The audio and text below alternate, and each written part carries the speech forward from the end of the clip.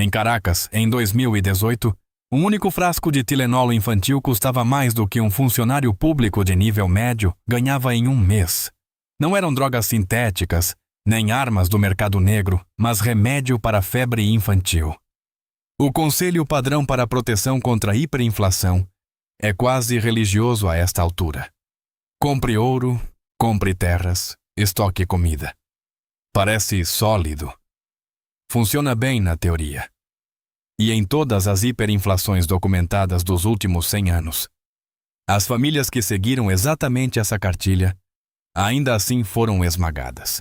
Não porque o conselho estivesse errado em princípio, mas porque era incompleto na única dimensão que realmente importa, a execução sob o caos. O registro forense é específico. Expostas em diários pessoais de famílias de Weimar, memorandos governamentais desclassificados de Budapeste em 1946 e entrevistas de campo conduzidas por Steve Hanke, do Instituto Cato, durante o colapso do Zimbábue. 5 estratégias de proteção surgem repetidas vezes entre as famílias que saíram intactas. Não famílias ricas, mas pessoas comuns. E nenhuma dessas 5 aparece nos conselhos financeiros convencionais. A prateleira de escambo.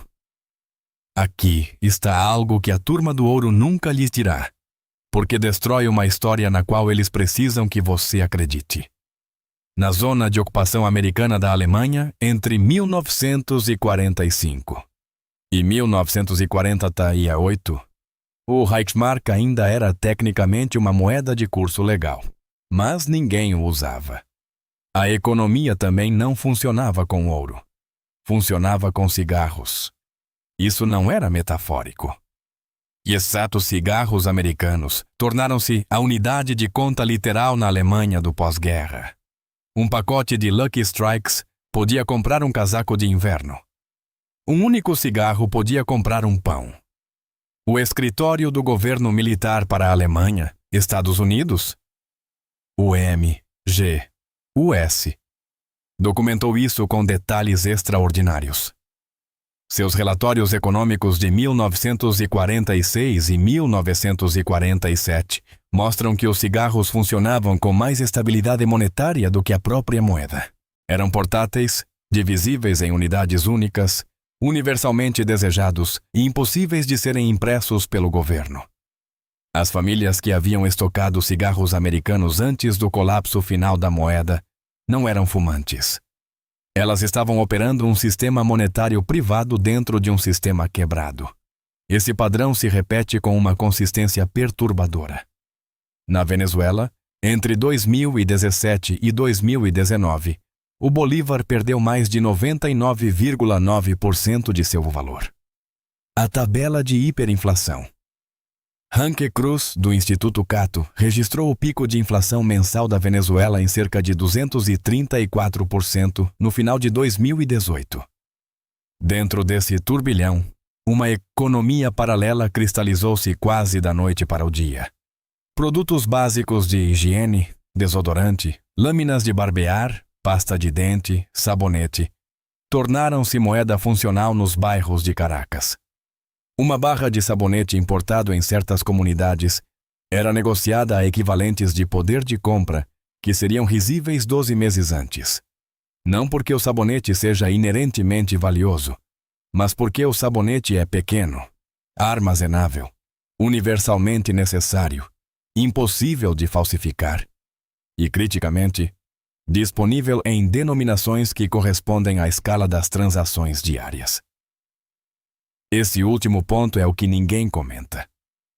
É o mesmo problema estrutural que prejudica o ouro durante a hiperinflação aguda, mas aplicado de forma inversa. O ouro falha como meio transacional, porque seu valor por unidade é muito alto para compras diárias. Uma prateleira de escambo de bens essenciais tem sucesso precisamente porque o valor de cada item corresponde ao tamanho de uma necessidade humana real. Você não precisa de troco para uma barra de sabonete. Os itens específicos que funcionam melhor como moeda de troca compartilham 4 propriedades que o registro histórico identifica consistentemente. Eles devem ser não perecíveis, divisíveis ou disponíveis em pequenas unidades, universalmente necessários, independentemente da classe social e difíceis de fabricar localmente. Durante o colapso financeiro do Líbano, iniciado em 2019, quando a libra perdeu mais de 90% de seu valor em relação ao dólar, os itens que surgiram como moeda informal incluíam fórmula infantil, antibióticos, pilhas e café importado. No Zimbábue, durante os piores meses de 2008, o óleo diesel e o óleo de cozinha funcionaram como meios de troca em áreas rurais, onde a moeda formal havia deixado de circular inteiramente. A implicação desconfortável. O primeiro passo na proteção contra a hiperinflação não é financeiro. É físico. Um espaço de armazenamento dedicado em sua casa, abastecido com suprimentos rotativos de itens essenciais de alta demanda. Remédios, produtos de higiene, calorias não perecíveis, pilhas, ferramentas básicas. Não é paranoia de sobrevivencialista, é a primeira linha de defesa mais antiga e consistentemente documentada contra o colapso da moeda. E não custa quase nada para ser construída. Começando agora, antes que qualquer outra pessoa no seu bairro esteja pensando nisso, porque a janela para construir uma prateleira de escambo se fecha no momento em que todos percebem que precisam de uma. Em Caracas, as prateleiras das farmácias estavam vazias 8 meses antes de a mídia reconhecer o que estava acontecendo. A janela de 18 meses. Esta é a parte que deve mudar a forma como você pensa sobre cada conta bancária que possui atualmente. Em 1º de dezembro de 2001, o governo argentino anunciou o Corralito. A palavra significa pequeno curral, um cercado para gado. A metáfora era precisa. Da noite para o dia, todas as contas bancárias do país foram congeladas. Os depositantes foram restritos a sacar 250 pesos por semana. As contas poupança denominadas em dólares foram convertidas à força para pesos a uma taxa de câmbio artificial. Em seguida, o peso foi desvalorizado em 70%. As pessoas que confiaram no sistema bancário acordaram roubadas, legalmente, pelo seu próprio governo. O detalhe crítico é o momento. O Corralito foi anunciado em 1º de dezembro, mas a economia argentina já vinha se deteriorando visivelmente há mais de 2 anos. As negociações de resgate do FMI eram públicas desde meados de 2000. A fuga de capitais entre argentinos ricos e corporações multinacionais começou para valer no início de 2001. Os dados estavam abertos. Os sinais eram altos, 18 meses. Esse foi o tempo de aviso que as famílias argentinas comuns tiveram. A maioria delas não usou nada disso. O padrão é forense. Em Chipre, em março de 2013, o governo impôs um bail-in, confisco, sobre depósitos bancários acima de 100 mil euros no Bank of Cyprus e no Laiki Bank. Os depositantes perderam até 47,5% de seus fundos não segurados, convertidos em ações de uma instituição falida. A crise bancária cipriota vinha se formando publicamente há mais de 1 ano. Exposição a títulos gregos, bancos superalavancados, repetidos avisos do BCE. O dinheiro inteligente, oligarcas russos, de acordo com investigações amplamente divulgadas pela Reuters e pelo Financial Times na época, movimentaram bilhões para o exterior nos meses anteriores ao anúncio do confisco. Os poupadores locais que confiaram no sistema arcaram com o prejuízo. Na Grécia, em junho de 2015, o governo impôs controles de capital limitando os saques em caixas eletrônicos a 60 euros por dia. Meses de falhas visíveis nas negociações com a Troika precederam o anúncio. Os cidadãos gregos que haviam aberto contas na Bulgária, Alemanha ou Reino Unido antes dos controles, e milhares o fizeram, preservaram sua liquidez completamente. Aqueles que esperaram ficaram presos dentro de um sistema que estava sendo ativamente desmantelado ao redor deles. O BIS, o Banco de Compensações Internacionais, frequentemente chamado de Banco Central dos Bancos Centrais, publicou documentos de trabalho ao longo dos anos 2000, documentando a sequência que precede os controles de capital e as crises cambiais. O padrão se mantém com notável consistência. Primeiro, Deterioração macroeconômica visível. Depois fuga de capitais da elite, seguida por negação pública por parte de autoridades governamentais. E então, legislação de emergência, restringindo a movimentação de dinheiro. A lacuna entre o primeiro aviso visível e a imposição de controles tem em média de 12 a 24 meses. 12 a 24 meses de estrada aberta, e a maioria das pessoas passa direto pela saída. A estrutura e os princípios de Ray Dalio para navegar em grandes crises de dívida categorizam essa fase como o período de normalização pré-crise, uma janela onde os dados macroeconômicos estão se deteriorando, o comportamento da elite está mudando, mas a confiança pública e as mensagens do governo mantêm a ilusão de estabilidade. A característica perigosa dessa janela é que a vida diária parece normal. As lojas estão abertas, os salários chegam, a moeda ainda funciona, apenas um pouco menos a cada mês. Essa erosão lenta é precisamente o que impede a ação, porque o cérebro humano responde a choques repentinos, não a declínios graduais.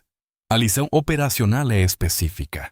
Se você vive em um país que mostra estresse monetário em estágio inicial, aumento da relação dívida/PIB, expansão do balanço do Banco Central, ampliação dos déficits em conta corrente, instabilidade política em torno da política fiscal.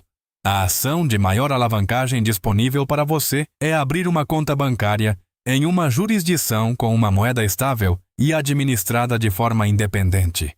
Não mover todo o seu dinheiro, mas mover o suficiente para cobrir de 6 a 12 meses de despesas familiares. Fazer isso enquanto as estradas ainda estão abertas e a transação ainda é legal. Isso não é planejamento hipotético. Este é o comportamento documentado de todas as famílias que preservaram sua base financeira nas crises argentina, cipriota, grega e libanesa. Eles não previram a data exata. Eles leram as condições e se moveram cedo. As pessoas que se moveram tarde encontraram a saída já soldada e fechada. A inversão da dívida. Tudo o que lhe ensinaram sobre dívida é calibrado para uma moeda estável. Essa calibração torna-se uma orientação suicida durante a hiperinflação, mas não na direção que você esperaria. Durante tempos estáveis, a dívida é um passivo. Você deve dólares futuros que são aproximadamente tão valiosos quanto os dólares de hoje. Os juros se acumulam. A obrigação é real e pesada. Durante a hiperinflação, essa equação se inverte completamente. E a inversão cria o que pode ser o mecanismo de preservação de riqueza mais contraintuitivo da história econômica. Na Turquia, entre 2021 e 2023, a lira perdeu aproximadamente 75% de seu valor em relação ao dólar. Os cidadãos turcos que possuíam hipotecas de taxa fixa denominadas em liras, e havia milhões deles, assistiram a algo extraordinário acontecer. Seus pagamentos mensais, fixados em termos nominais de liras, tornaram-se triviais em poder de compra real. O pagamento de uma hipoteca que antes representava 40% da renda de uma família encolheu gradualmente para o equivalente a um jantar em um restaurante. A casa ainda estava lá. A dívida estava evaporando. Ray Dalio expõe o mecanismo com precisão clínica em princípios para navegar em grandes crises de dívida. Quando um governo imprime moeda para cobrir suas obrigações, o que é o comportamento terminal de toda a hiperinflação documentada? O valor real de toda a dívida de taxa fixa, denominada internamente, entra em colapso em conjunto com a moeda. Os devedores ganham. Os poupadores perdem. Isso não é um efeito colateral. É o mecanismo primário através do qual a hiperinflação redistribui a riqueza. A crise argentina de 2001 a 2002 produziu a mesma inversão. Famílias com hipotecas denominadas em pesos sobre propriedades físicas viram suas obrigações de dívida destruídas, enquanto a propriedade física manteve seu valor real. Aqueles que vinham economizando agressivamente em contas bancárias denominadas em pesos, fazendo a coisa responsável, viram essas economias serem congeladas, convertidas à força e desvalorizadas até a irrelevância. O princípio operacional para uma família que lê as condições de potencial estresse cambial. Dívida de longo prazo com taxa fixa em sua moeda nacional, aplicada em ativos reais. Propriedade residencial em que você viverá. Terras que produzem alimentos ou renda. Infraestrutura física com valor de utilidade. Não é um risco durante a hiperinflação. É uma vantagem estrutural. Você está pegando emprestado em uma moeda que está morrendo e comprando ativos que sobreviverão à morte. A matemática em Weimar é a ilustração mais extrema. Adam Ferguson documentou em Quando o Dinheiro Morre que um professor de Berlim, que havia feito um modesto empréstimo habitacional em 1919, o equivalente a vários anos de salário na época, descobriu no final de 1923 que todo o saldo restante de sua hipoteca poderia ser pago com menos do que o preço de um único jornal. O banco recebeu seus marcos. Os marcos não compravam nada. O professor manteve seu apartamento. Os acionistas do banco absorveram a perda. Isso não foi uma anomalia. Foi o resultado médio para todos os mutuários de taxa fixa na Alemanha. Isso não significa alavancar-se de forma imprudente. Significa que se você está atualmente com uma hipoteca de taxa fixa baixa e seu instinto é pagá-la agressivamente porque a dívida parece perigosa, faça uma pausa. Sob condições inflacionárias, essa hipoteca está trabalhando para você. A cada mês que passa com o enfraquecimento da moeda, sua obrigação real encolhe. A disciplina é contraintuitiva. Mantenha a dívida, aplique o dinheiro que você teria usado para pagamentos extras nas outras 4 estratégias desta lista. As famílias em Weimar, Argentina, Turquia e Líbano, que emergiram com as posições financeiras mais intactas, compartilhavam um comportamento.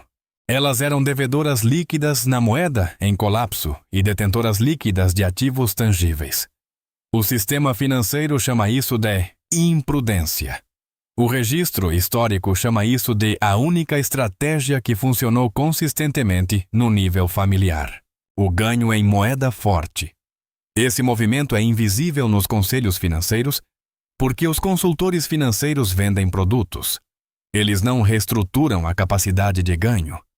E a capacidade de ganho é a variável que separou a sobrevivência da devastação em todas as hiperinflações modernas, com uma internet funcional. Zimbábue, 2007 a 2008. O dólar do Zimbábue estava perdendo valor tão rápido que os preços dobravam a cada 24,7 horas no pico. Hanke, do Instituto Cato Medicine. Isso com amostragem diária de preços em Harare.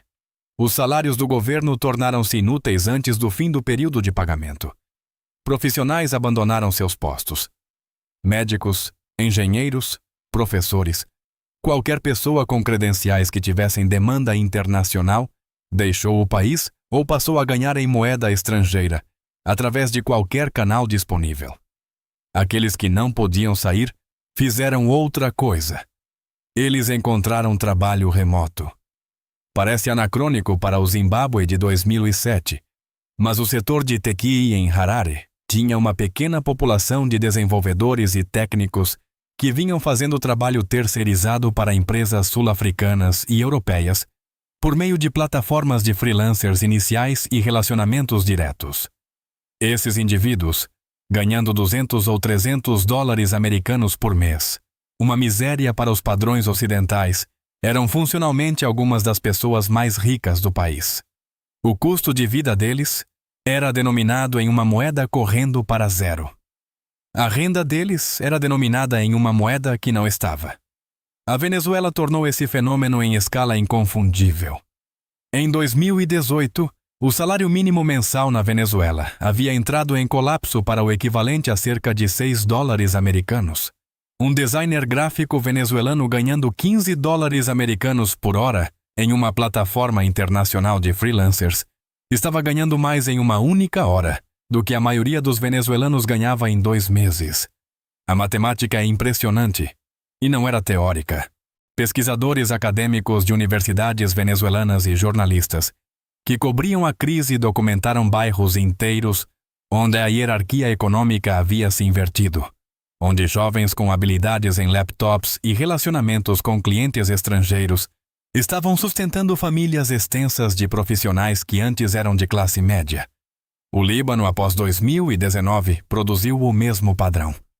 O colapso da Libra significou que qualquer pessoa com um fluxo de renda remoto em dólares, euros ou libras esterlinas experimentou um aumento dramático em seu poder de compra local, mesmo enquanto a economia nacional se desintegrava. As remessas da diáspora. Libaneses no exterior enviando dólares para a família tornaram-se a principal tábua de salvação econômica do país, superando todos os setores econômicos formais. A lição estrutural. Sua proteção mais valiosa contra a hiperinflação pode não ser um ativo. Pode ser uma habilidade pela qual alguém em um país de moeda estável esteja disposto a pagar. Desenvolvimento de software, tradução, design, contabilidade, aulas particulares, transcrição médica. E a habilidade específica importa menos do que a moeda em que é paga. Se toda a sua renda for denominada em uma única moeda nacional, você estará correndo o mesmo risco de concentração que alguém cujo portfólio inteiro está em uma única ação. Durante tempos normais, essa concentração é invisível. Durante uma crise cambial, é a única variável que determina se sua família come. Construir até mesmo um fluxo de renda parcial em uma moeda forte estrangeira antes que a crise o force a lutar por um não. É uma decisão de carreira. É uma proteção monetária com zero desvantagem durante tempos estáveis e potencial de ganho infinito durante o colapso. O freelancer venezuelano não perdeu nada ao ganhar dólares, quando o Bolívar estava estável. Quando o Bolívar morreu, esse fluxo de renda tornou-se o ativo mais valioso da casa, o livro Razão da Confiança. Este é o que soará brando até você entender o que ele substituiu. No sul do Líbano, durante os piores meses do colapso da Libra, o sistema bancário formal deixou de funcionar para as pessoas comuns. Os caixas eletrônicos estavam vazios ou racionados. As transferências bancárias foram bloqueadas ou atrasadas por semanas. Os cartões de crédito eram inúteis. Os comerciantes não conseguiam processar transações em uma moeda que mudava de valor entre a passada do cartão e a liquidação. O que o substituiu era antigo, mais antigo que o próprio sistema bancário. Redes de crédito informais construídas com base na reputação pessoal, laços familiares, confiança na vizinhança e acordos de aperto de mão tornaram-se o sistema financeiro funcional para milhões de libaneses.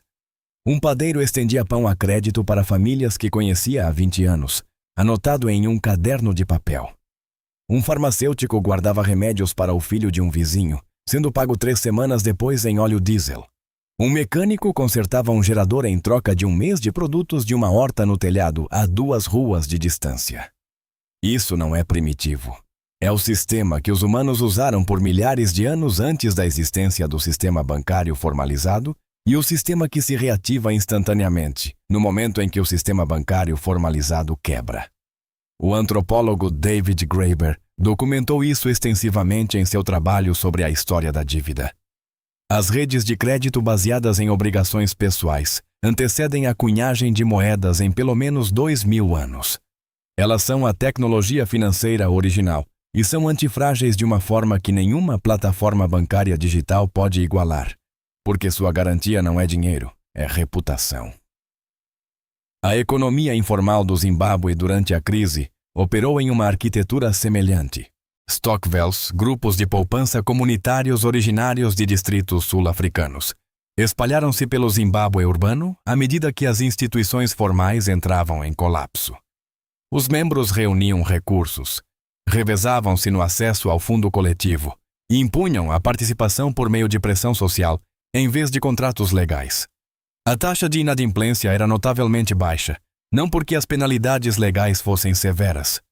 Não havia nenhuma, mas porque dar calote no seu Stockwell significava que toda a sua comunidade saberia que você não era confiável. Em um ambiente onde a confiança era a única moeda funcional, isso era uma sentença de morte. Na Argentina, após o Corralito, os clubes de escambo de bairro, clubes de trueque, explodiram de um punhado de grupos de entusiastas para cerca de 2,5 milhões de participantes em meados de 2002. Não eram experimentos ideológicos. Eram infraestruturas econômicas de emergência construídas por famílias desesperadas que precisavam fazer transações e não tinham moeda funcional para isso. Os participantes trocavam bens e serviços usando vouchers emitidos localmente, apoiados por nada além do acordo coletivo de que tinham valor. O sistema funcionou de forma imperfeita, caótica, mas funcionou porque os participantes se conheciam. O princípio operacional é este. Sua rede de relacionamentos recíprocos de confiança é um instrumento financeiro. Ela não aparece em um balanço patrimonial. Não pode ser congelada por um governo. Não pode ser desvalorizada por um banco central. E em todas as hiperinflações documentadas, ela se tornou a infraestrutura que carregou as famílias através da lacuna entre a morte do sistema antigo e o nascimento do novo sistema. Essa lacuna, historicamente, dura entre 6 meses e 3 anos. As famílias com fortes laços comunitários conseguiram sobreviver. Aquelas que haviam otimizado puramente para a preparação financeira, ouro em um cofre, dinheiro debaixo do colchão, um portfólio diversificado em uma tela que não podiam mais acessar, descobriram que uma proteção que você não pode negociar é apenas um artefato caro. Construir essa rede não é algo que você faz quando a crise começa. É algo que você faz agora, em tempos normais, quando os gestos parecem banais. Conheça seus vizinhos pelo nome. Estabeleça relacionamentos recíprocos com produtores locais, agricultores, mecânicos, profissionais médicos. Participe de sua comunidade de maneiras que criem uma obrigação mútua genuína. Nada disso parece planejamento financeiro. Tudo isso, quando o sistema formal cessa, funciona exatamente funciona exatamente como tal. Aqui está o que você acabou de absorver, despojado de sua embalagem histórica. Toda instituição financeira, todo consultor, toda publicação convencional oferece orientações sobre hiperinflação construídas para um mundo onde os sistemas ainda funcionam. Compre este ativo. Mantenha este instrumento. Diversifique nesta categoria.